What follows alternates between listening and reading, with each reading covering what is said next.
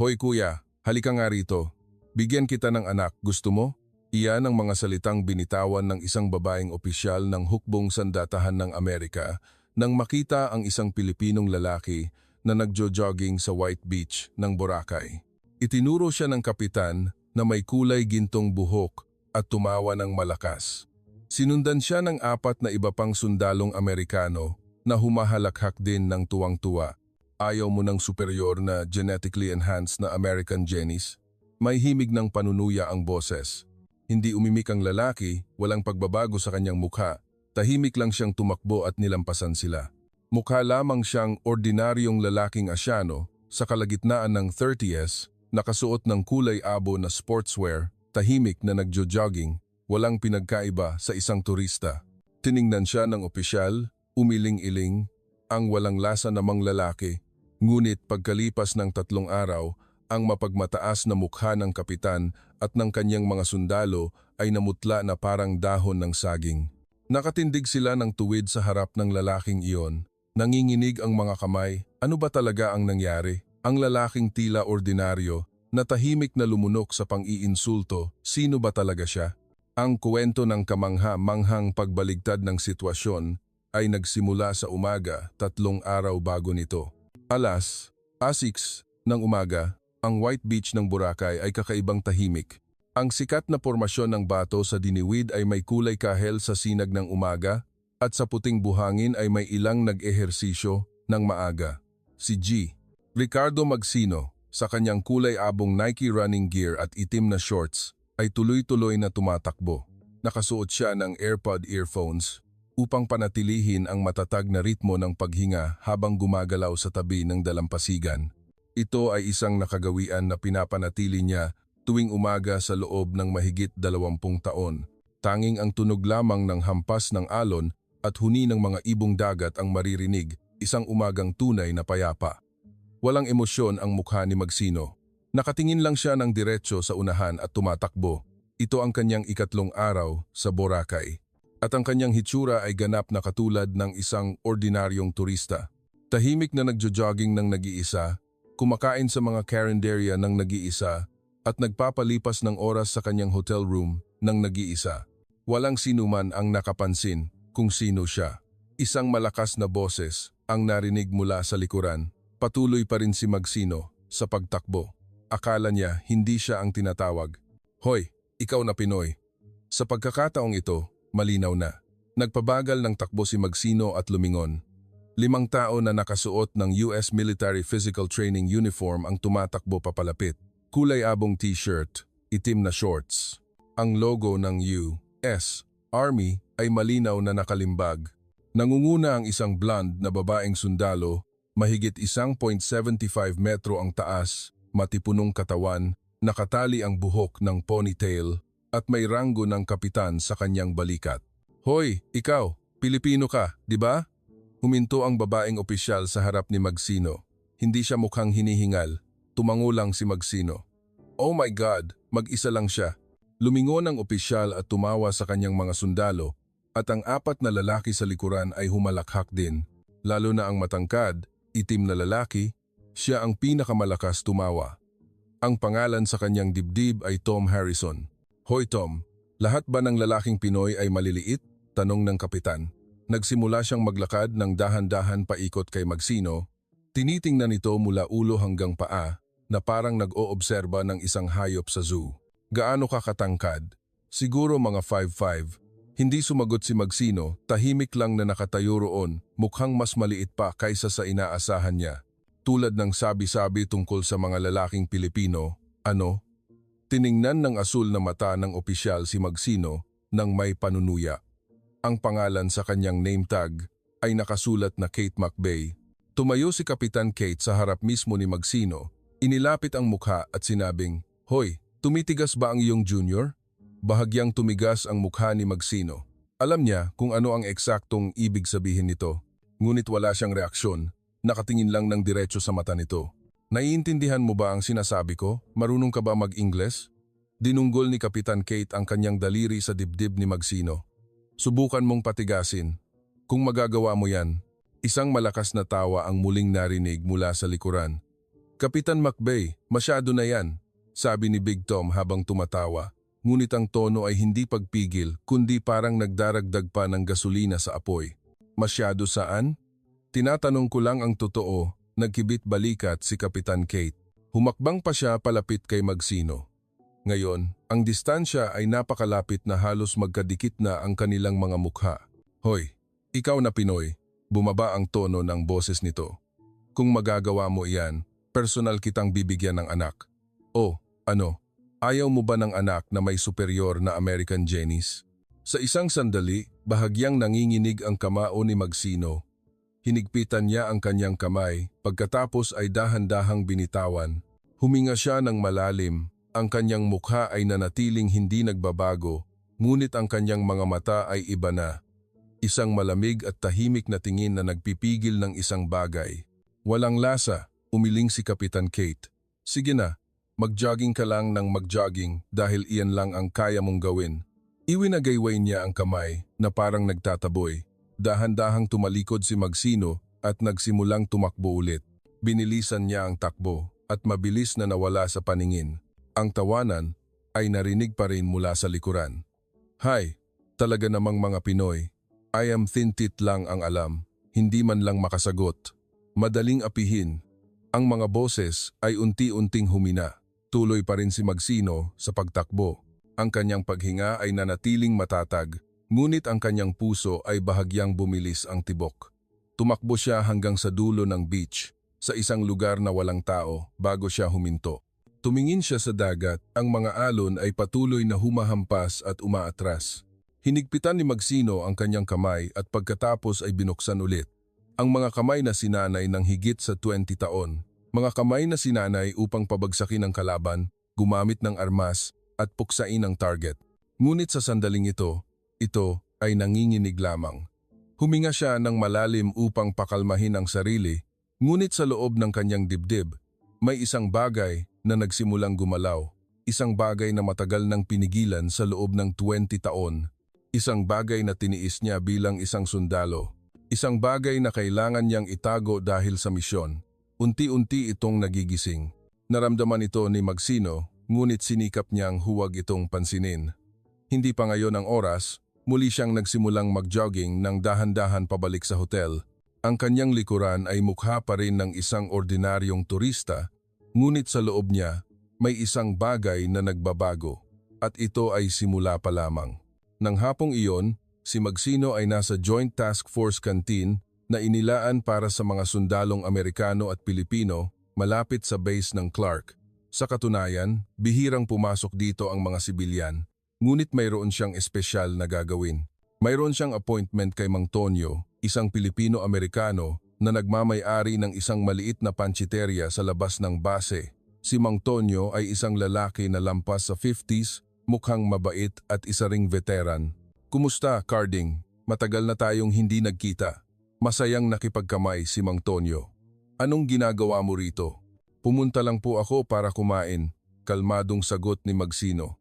Nag-usap sila sandali at inanyayahan ni Mang Tonyo si Magsino na maghapunan sa kanyang pansiterya mamaya at umalis na muna siya. Nagpasya si Magsino na manatili sa canteen at kumain muna ng isang hamburger. Ang Navy Exchange Food Court ay napakalaki.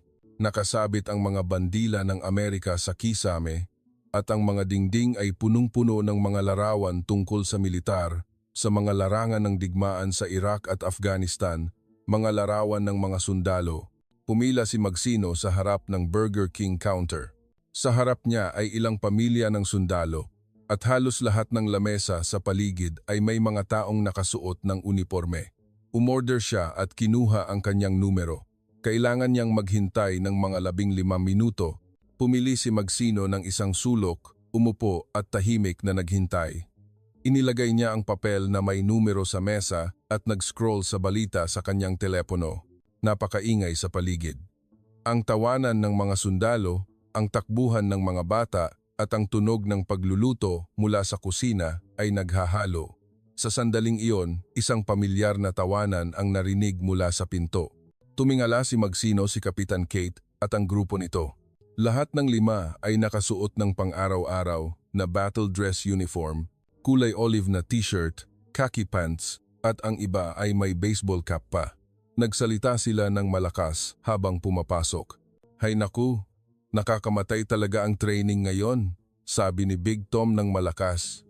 Training ba yan? Warm up lang? Tumawa si Kapitan Kate. Yumuko si Magsino, nagpanggap na tumitingin sa telepono upang maiwasan ang tingin nila. Inasahan niyang hindi siya makikilala, ngunit hindi nangyayari ang mga pangarap. Ay teka, narinig ang boses ni Kapitan Kate. Hindi ba't iyan ang Pinoy kanina? Yung nakita natin kaninang umaga.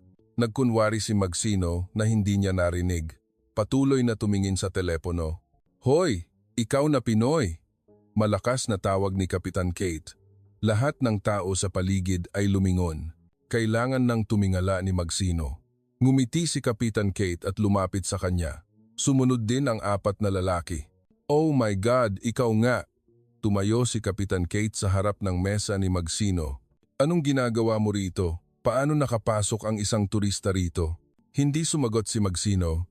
Tiningnan lang siya. Ang mukha ay nanatiling walang emosyon. Hindi ka magsasalita? Kaninang umaga I am tinted ka rin. Tumawa si Kapitan Kate. Hilahin niya ang isang silya mula sa katabing mesa at umupo sa harap ni Magsino. Ang 4 na iba pa ay umupo din. Pinalibutan siya. Nag-iisa ka bang kumain? Tanong ni Kate. Tumango si Magsino. Kawawa naman. Siguro wala kang kaibigan, singit ni Big Tom. Ang ibang mga sundalo ay tumawa ng mahina. Taga-Pilipinas ka ba? Patuloy na tanong ni Kate. Opo, maikling sagot ni Magsino. Oh, marunong ka pala mag-Ingles? Nagkunwari si Kate na nagulat ng sobra-sobra. Medyo kakaiba ang bigkas, pero sa sandaling iyon, tumunog ang number calling counter. Number 68, iyan ang numero ni Magsino. Nang aalis na sana siya, itinaas ni Kapitan Kate ang kanyang kamay. Ako na ang kukuha. Bago pa man makatanggi si Magsino, pumunta na siya sa counter. Sa pulang tray ay may isang hamburger, french fries at isang baso ng cola. Dinala niya ito pabalik at inilapag ang tray sa mesa. Kinuha ni Kapitan Kate ang isang piraso ng french fry. Ito ang pinakamaliit at pinakamaikli.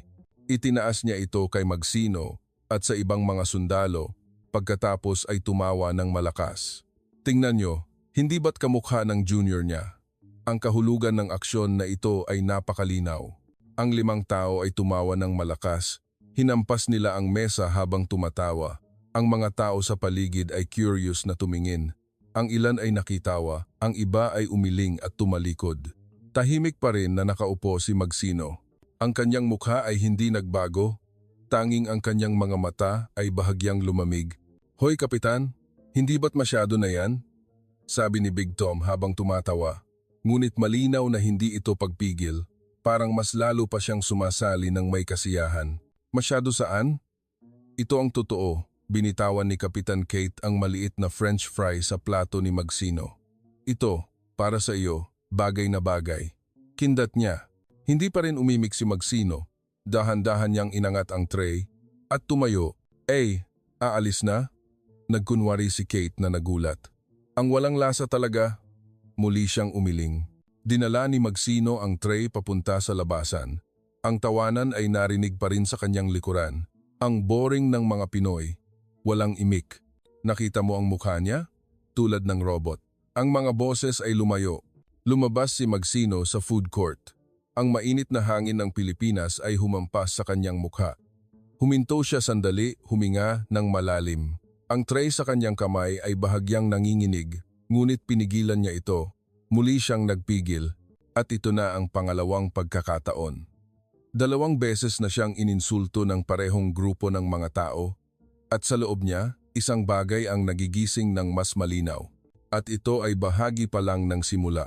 Lumipas ang 2 araw, nanatiling tahimik ang buhay ni Magsino. Nagjo-jogging tuwing umaga, nagpapalipas ng oras sa paligid ng hotel tuwing hapon at kumakain sa pansiteria ni Mang Tonyo tuwing gabi. Sa labas, ito ay ang itinerary ng isang ganap na ordinaryong turista. Sa kabutihang palad, hindi niya nakasalamuha ang grupo ni Kapitan Kate. Bandang 3:00 ng hapong iyon, si Magsino ay nasa White Beach sa Boracay. Ang lugar na ito ay mas tahimik kaysa sa bahagi ng Station 1. Asul na asul ang dagat at napakaganda ng puting buhangin. Sa malayo ay tanaw ang Katiklan. May mga turista pa rin, ngunit hindi kasing dami. Naglatag si Magsino ng banig sa ilalim ng anino ng niyog at nagbasa ng libro. Ang tunog ng alon ay regular. May mga bata na naglalaro malapit sa tubig. Ang mga mag-asawa ay naglalakad. Isang payapang hapon. Nakatuon si Magsino sa libro. Isang aklat na Ingles tungkol sa estratehiya ng militar. Ngunit ang pabalat ay binalutan ng pabalat ng isang ordinaryong nobela. Sa sandaling iyon, "Mama! Mama!" Isang sigaw ng bata ang narinig. Tumingala si Magsino, isang babae ang sumisigaw sa tabing dagat. "Tulong! Ang anak ko!" Umiiyak siya habang itinuturo ang dagat. Dagsa ang mga tao. Inilapag din ni Magsino ang libro at tumayo. Sa tubig, isang bata na mga 8 taong gulang ang tinatangay. Lalo siyang inilalayo ng alon, nagpupumiglas ang bata sa tubig. "Sino man, tulungan niyo ang anak ko," iyak ng ina. Mukhang hindi siya marunong lumangoy, nakatayo lang sa gilid ng tubig at pumapadyak. Ilang tao sa beach ang lumundag sa tubig, ngunit napakalakas ng alon at malakas ang agos, kaya napakahirap makalapit. 2 tao ang lumangoy, ngunit bumalik pagdating sa kalahati. Masyadong malakas ang agos. Sabi ng isang lalaki habang humihingal, ang bata ay lalong tinangay palayo. Sa sandaling iyon, isang pamilyar na boses ang narinig. Tabi, si Kapitan Kate, si Big Tom, at ang 2 pang sundalong Amerikano ay tumakbo. Nakasuot sila ng sportswear. Mukhang nag-iensayo sila sa malapit at narinig ang kaguluhan. "Kami na ang sasagip sa bata," may kumpiyansa na sabi ni Kapitan Kate. Nagtabi ang mga tao. Talagang mga sundalo, iba nga. Siguradong masasagip nila. Lumundag sa tubig si Kapitan Kate at si Big Tom. Pareho silang magaling lumangoy, mabilis na lumayo. Ngunit pagdating sa mga 10 metro, nagsimulang bumagal ang kanilang bilis. Itinulak sila pabalik ng alon. Mas malakas ang agos kaysa sa inaakala nila. Sinubukan ni Kate na kumayag ng desperado, ngunit hindi makapagpatuloy. Si Big Tom ay napagod at lumiliko sa gilid. "Hindi maaari," sigaw ng ina. Ang bata ay natangay na ng mahigit 30 metro, ang ulo niya ay lumulutang na lamang sa tubig. Nagsimula na ring sumuko si Kapitan Kate at lumangoy pabalik. "Pasensya na, masyadong malakas ang agos." Humihingal na sabi niya nang makarating sa dalampasigan, namumutla ang mukha. Sa unang pagkakataon, nawala ang kanyang kumpiyansa. Tumawag na ng rescue, sigaw ng isang tao. Dadating sila sa loob ng 5 minuto. Ngunit ang 5 minuto ay masyado ng huli. Tila nagsisimula nang mawalan ng malay ang bata. Tumingin ang lahat sa dagat ng may pag-asa, nakaupo na ang ina at umiiyak. Sa sandaling iyon, isang lalaki ang tahimik na lumusong sa tubig si Magsino. Naghubad siya ng sapatos, nakasuot lang ng t-shirt. Walang imik, naglakad siya sa gitna ng dagat. "Anong ginagawa ng taong iyon?" Bulong ng isang tao. "Hindi ba't iyan ang Pinoy kanina?" Humihingal na nakilala ni Kapitan Kate si Magsino. Hinarap ni Magsino ang mga alon at dahan-dahang pumasok sa malalim na tubig. Umabot ang tubig sa kanyang baywang, pagkatapos ay sa dibdib, at pagkatapos ay sumisid siya, ganap na nawala. Lahat ay nagpigil ng hininga at nagabang. 10 segundo, 20 segundo, 30 segundo ang lumipas. "Baka mapanganib siya," nag-aalalang sabi ng isang tao. Pagkatapos ng mga 40 segundo, malapit sa posisyon ng bata, lumutang si Magsino, isang hindi kapani-paniwalang bilis. Hindi siya lumangoy sa ibabaw ng tubig, kundi gumalaw sa ilalim ng tubig. Iyan ang paraan upang mabawasan ang epekto ng agos. Binuhat niya ang bata sa isang kamay, hinawakan niya ng mahigpit ang ulo ng bata sa ibabaw ng tubig at nagsimulang lumangoy gamit lamang ang kabilang kamay. Nagsigawan ang lahat. "Ayan, nasagip niya ang bata." Bumalik si Magsino sa dalampasigan ng may kamangha-manghang bilis. Kahit lumalangoy sa isang kamay, mas mabilis pa rin siya kaysa kay Kate na lumangoy sa 2 kamay. Ang kanyang paggalaw ay makinis at epektibo tulad ng isang isda. Sinasamantala niya ang alon, binabasa ang agos at gumagalaw sa pinaka-optimal na landas. Wala pang 5 minuto, binuhat na ni Magsino ang bata palabas ng tubig. Tumakbo ang ina at niyakap ang kanyang anak. Anak ko, may malay pa ang bata, umuubo at sumusuka ng tubig. Buhay siya, pumalakpak ang lahat. "Ang galing, Paanong naging ganito siya kabilis? Tahimik lang na nakatayo si Magsino sa gilid ng tubig. Hindi man lang siya mukhang hingal. Tulala si Kapitan Kate na nakatingin sa kanya. Nakanganga rin si Big Tom at ang ibang mga sundalo. Hindi sila makapaniwala na ang bagay na nabigo sila ay nagawa ng tahimik na lalaking Asyano.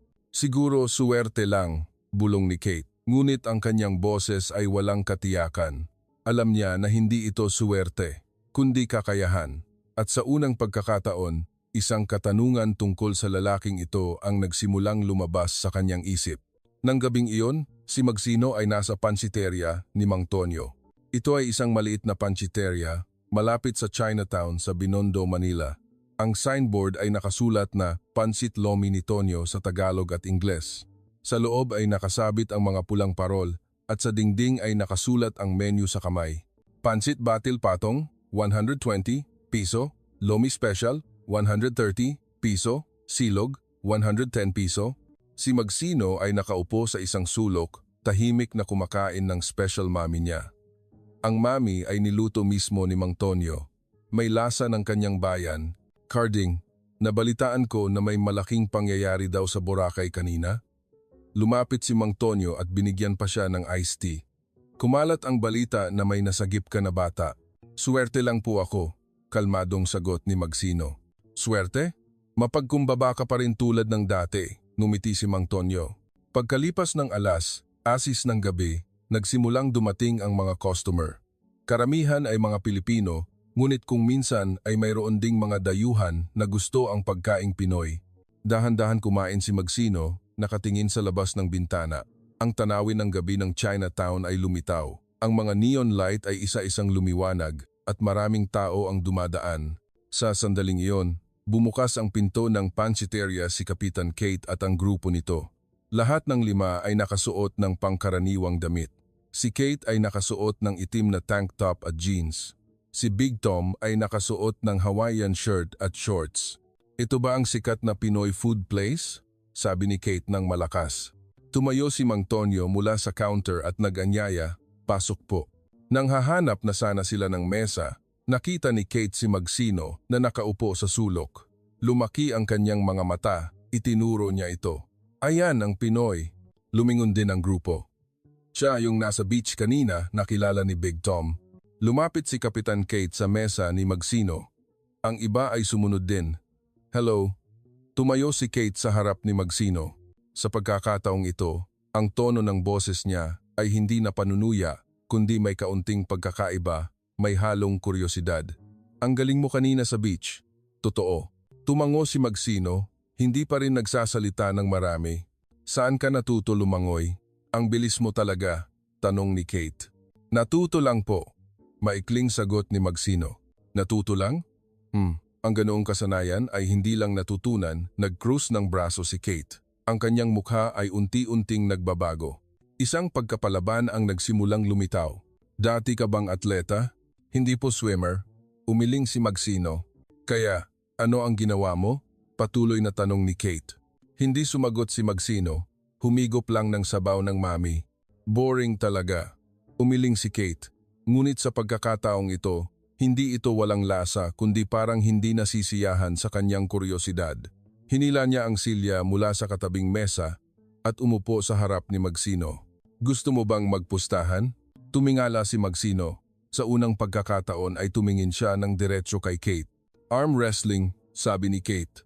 Arm wrestling tayo, 1 round. Tahimik ang lahat.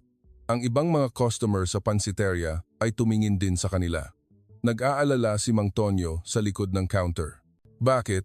Tanong ni Magsino. Naku-curious lang, sabi ni Kate. Gusto kong makita kung magaling ka lang lumangoy o may lakas ka talaga. Sumingit si Big Tom. Kapitan, hindi ba't unfair yan? Graduate ka ang Ranger School, kaya mas masaya. Ngumiti si Kate. Oh, ano? Takot ka? Nag-isip sandali si Magsino, pagkatapos ay dahan-dahan siyang tumango. Sige, isang ngiti ng tagumpay ang lumabas sa labi ni Kate. Okay, ngayon na. Ibinaba niya ang manggas ng kanyang damit. Nagmamadaling lumapit si Mang Tonyo. Ma'am, bawal po rito. Mahina ang mesa. Huwag kayong mag-alala, Manong. Mabilis lang, tumawa si Kate. Inayos ang mesa, Inalis ang mami at mga plato ng gulay sa isang tabi. Si Magsino at Kate ay magkaharap na nakaupo. Inilagay ang siko sa mesa at nagkamay. Napakalaki ng kamay ni Kate, halos kasing laki ng kay Magsino. "Handa ka na?" tanong ni Kate. Tumango si Magsino. Si Big Tom ang gumawa ng referee. "Go." Kaagad, ibinigay ni Kate ang lahat ng kanyang lakas. Ang kamay ni Magsino ay nagsimulang dahan-dahang tumagilid. 10 degrees, 20 degrees, 30 degrees. Ang mukha ni Kate ay punong-puno ng kumpiyansa. Tama ang hinala ko, ngumiti siya. Nagpumiglas si Magsino upang lumaban ngunit naitutulak pa rin. Ang kanyang kamay ay nakatagilid na sa 45 degrees, tila malapit ng matapos. Nagsigawan ang mga sundalong Amerikano sa paligid. "Kapitan! Kapitan!" At sa huling sandali, ang likod ng kamay ni Magsino ay dumampi sa mesa. Nanalo si Kapitan Kate. "Yes." Tumalon si Kate, itinaas ang dalawang kamay. Pumalakpak si Big Tom at ang ibang mga sundalo. "Galing talaga, Kapitan." Tiningnan ni Kate si Magsino. "Kita mo? Ito ang tunay na lakas. Suwerte lang ang paglangoy." Hindi umimik si Magsino. Hindi rin nagbago ang mukha niya. Tahimik na lumapit si Mang Tonyo at tinapik siya sa balikat. "Okay ka lang, Carding?" "Okay lang po ako," kalmadong sagot ni Magsino. Masayang nagdiwang ang grupo ni Kate. Umorder sila ng soju at uminom. Maingay silang nagtawanan. Ang mga Pinoy, Pinoy pa rin, mayabang lang. Ang mga boses ay pumuno sa panchiterya. Tahimik na tinapos ni Magsino ang kanyang hapunan, nagbayad at tumayo. Bago siya lumabas ng pinto, lumingon siya sandali. Nakangiti si Kate, itinaas ang baso ng inumin, isang hitsura ng ganap na nagwagi. Tumalikod si Magsino at lumabas, naglakad sa kalye ng gabi ng Chinatown. Tiningnan niya ang kanyang kanang kamay. Ang kamay na sinadya niyang ipatalo dahil hindi pa ngayon ang tamang oras ay bahagyang nanginginig.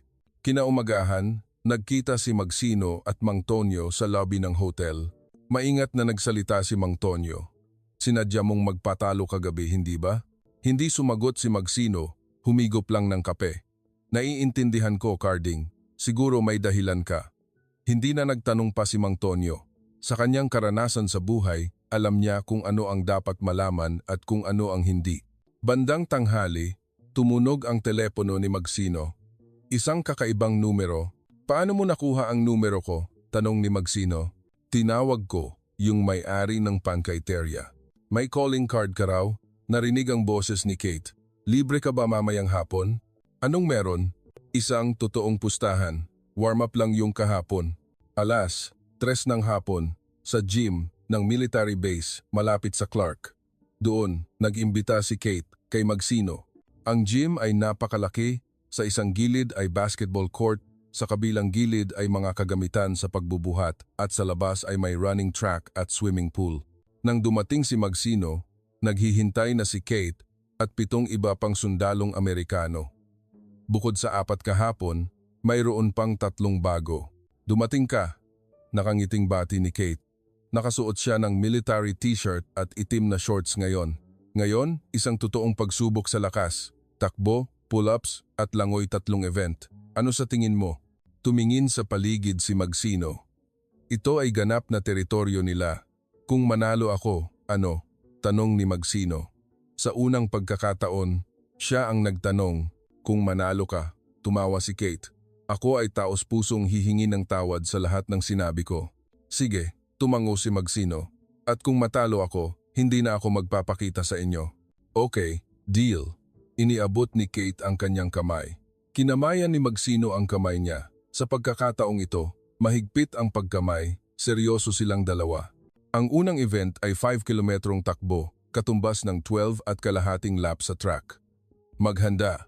Tumayo si Big Tom sa starting line, handang sumipol. Magkatabi si Magsino at Kate. Ang init ng hapon ng Pilipinas ay matindi. Simulan na. Sa unang 2 kilometro, magkasing bilis sila. Si Kate ay tila bahagyang lamang, mahaba ang kanyang hakbang at matatag ang paghinga, isa talagang kapitan. Ang mga sundalo na nanonood ay nagpalakpakan. Ngunit pagkalipas ng 3 kilometro, nagbago ang lahat. Nagsimulang bumilis si Magsino.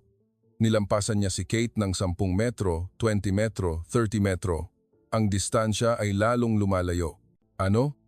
Humihingal si Kate. Sinubukan niyang bumilis, ngunit hindi siya makahabol. Ang bilis ni Magsino ay hindi bumababa, matatag tulad ng isang makina. Nang matapos ang ika-4 na kilometro, ang distansya ay 100 metro na. Nang matapos, ang oras ni Magsino ay 18 minuto at 30 segundo. Si Kate ay 20 minuto at 5 segundo. May agwat na 5 minuto at 30 segundo. Hindi maaari. Hawak ni Kate ang kanyang tuhod, humihingal. Kahit pinagpapawisan si Magsino, ang paghinga niya ay napakatatag pa rin. Next event?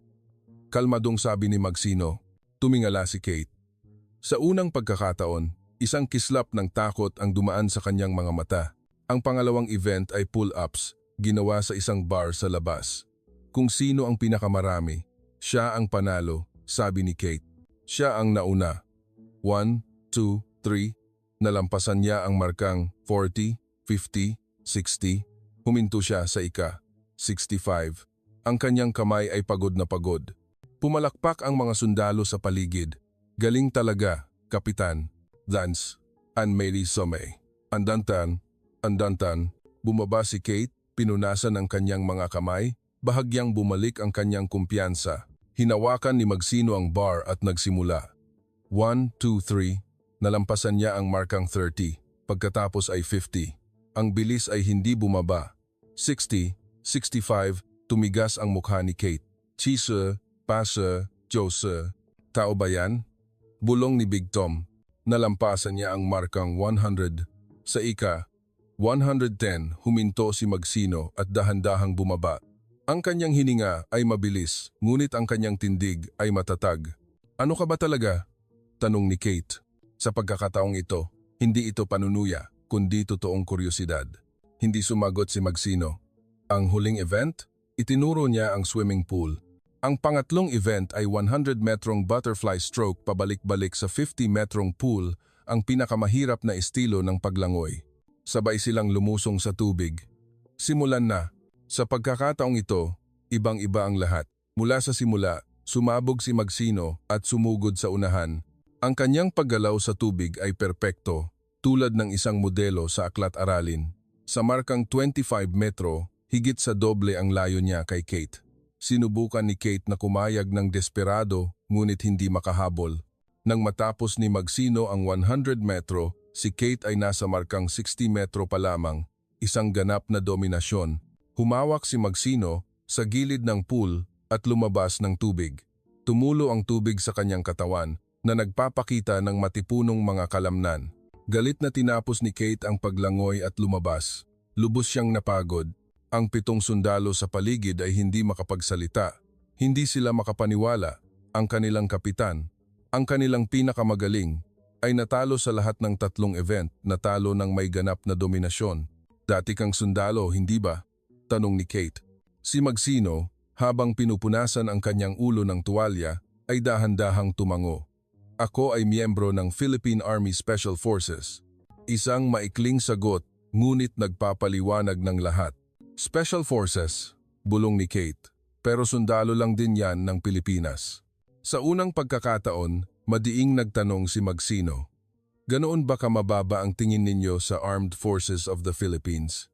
Hindi makasagot si Kate, tiningnan lang siya, at naintindihan niya kung gaano kalaki ang pagkakamali na nagawa niya. Nang gabing iyon, hindi nakatulog si Kate. Ang dalawang salita, Special Forces, ay umikot sa kanyang isip. Siya ay isang tao na may mataas na pagpapahalaga sa pagiging sundalo. Siya ang unang babae na nakapasa sa Ranger School, isang respetadong opisyal sa puwersa. Ngunit ngayon, ganap siyang nabigo sa harap ng isang Pilipinong lalaki na kanyang hinamak. Maaga siyang nagising kinaumagahan. Tinawagan niya si Magsino. Huling pagkakataon na lang, parang nagmamakaawa ang boses niya. Sa pagkakataong ito, isang showdown ng mga tunay na sundalo. Tahimik si Magsino sandali. Bakit kailangan mong gawin ito? Gusto kong patunayan na hindi ako talunan. Inaamin ko na Special Forces ka, pero gusto kong ipakita na mas mahusay pa rin ako. 2:00 ng hapon, sa training ground ng Camp Aguinaldo, isang malaking lupa na may serye ng bundok ng Sierra Madre bilang backdrop. May obstacle course, rope climb at firing range doon. Humingi si Kate ng espesyal na pahintulot mula sa kanyang nakakataas. Ang dahilan ay isang friendly training session kasama ang isang sibilyan. Kahit alam niyang hindi sibilyan si Magsino. Nang dumating si Magsino, mahigit 20 sundalong Amerikano at Pilipino ang nagtipon. Kumalat na ang balita isang Pinoy Special Forces ang makikipaglaban sa kanilang kapitan. Tiningnan ng mga sundalo si Magsino nang may kuryosidad. Si Kate ay nakasuot ng kumpletong battle uniform. Helmet, tactical vest, knee pads. Kailangan mo ba ng gamit? Tanong niya. Hindi, sagot ni Magsino. Okay na ako sa ganito. Nakasuot lang siya ng itim na t-shirt at khaki pants. Simple lang ang patakaran, paliwanag ni Kate. Mula rito hanggang doon, itinuro niya ang isang punto na mga 500 metro mula sa starting line. Sa daan, kailangan mong lampasan ang mga obstacle, umakyat sa lubid, mag-flip ng gulong ng sasakyan, at sa huli ay barilin ang target. Ang unang makatama ng 5 target ang panalo. Tiningnan ni Magsino ang course at tumango. Simulan na. Nang magbigay ng signal, nagsimula silang tumakbo. Sa unang 100 metro, si Kate ay bahagyang lamang. Ngunit sa unang obstacle, ang 2 metrong taas na pader na kahoy, lumabas ang pagkakaiba. Si Kate ay kailangang humawak sa lubid upang umakyat.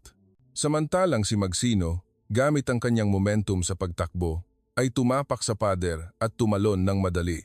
Isang teknik ng parkour. Ano yon? Nag-ingay ang mga sundalo.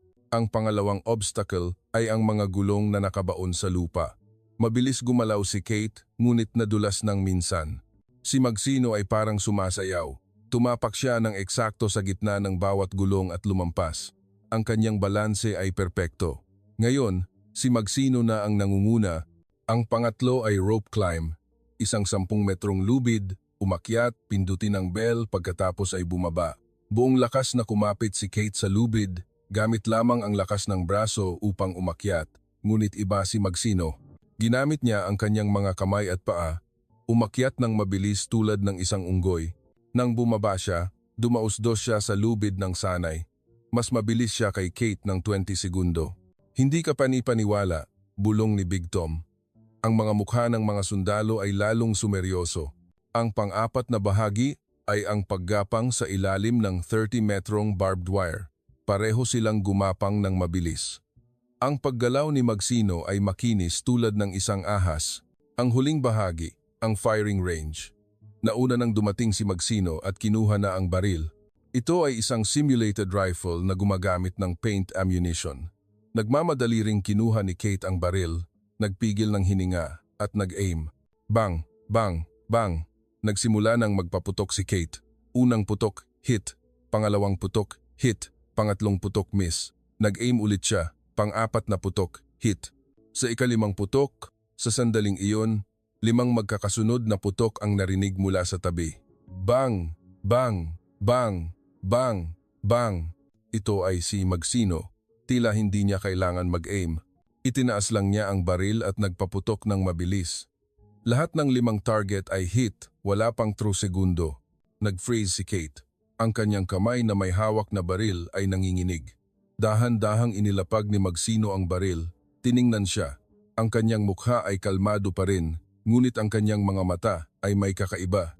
Sa unang pagkakataon, ito ang tingin ng isang tunay na sundalo, malamig, eksakto at desidido.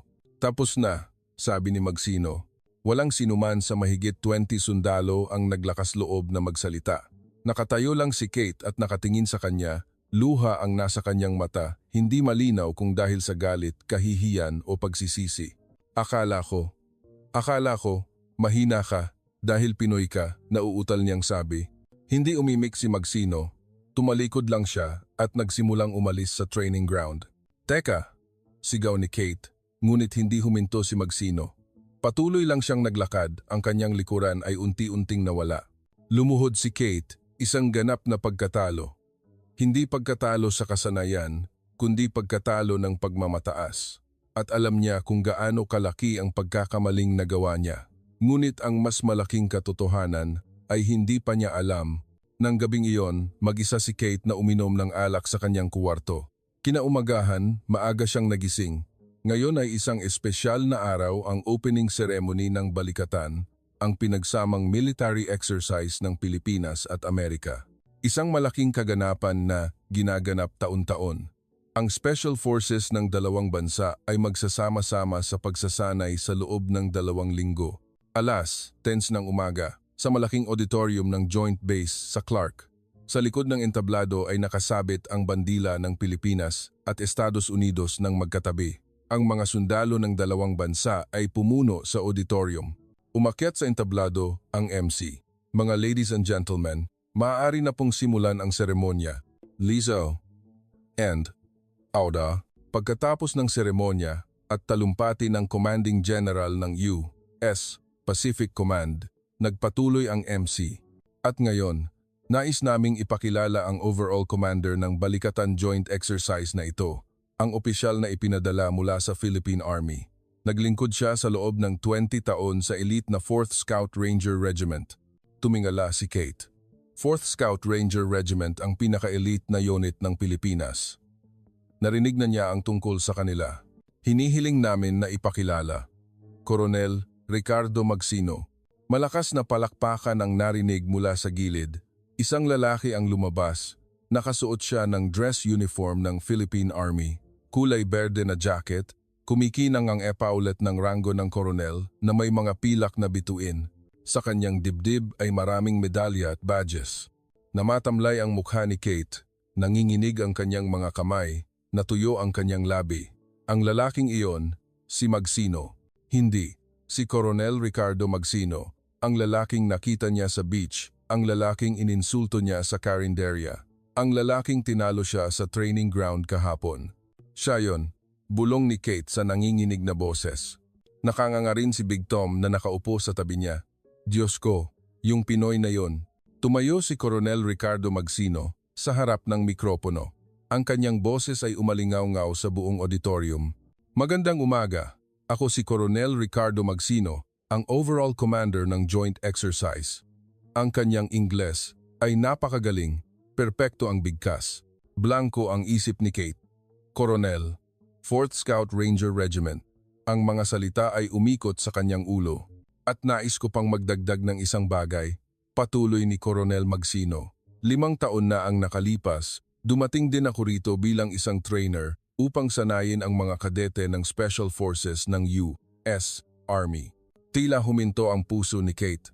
5 taon na ang nakalipas iyon, ang panahon na sumali siya sa Rangers School. Naaalala ko pa ang ilang mahuhusay na kadete, lalo na ang unang babae na sumali sa challenge. Huminto sandali si Coronel Magsino. Dahan-dahan niyang inilibot ang kanyang tingin sa auditorium. Ang kanyang tingin ay tumigil kay Kate. 1 segundo lang, tila nakilala niya ito, ngunit ang kanyang mukha ay hindi nagbago. Nakakalungkot. Ang kadeteng iyon ay nabigo sa huling challenge. Ngunit lubos kong pinahahalagahan ang kanyang diwa ng hamon.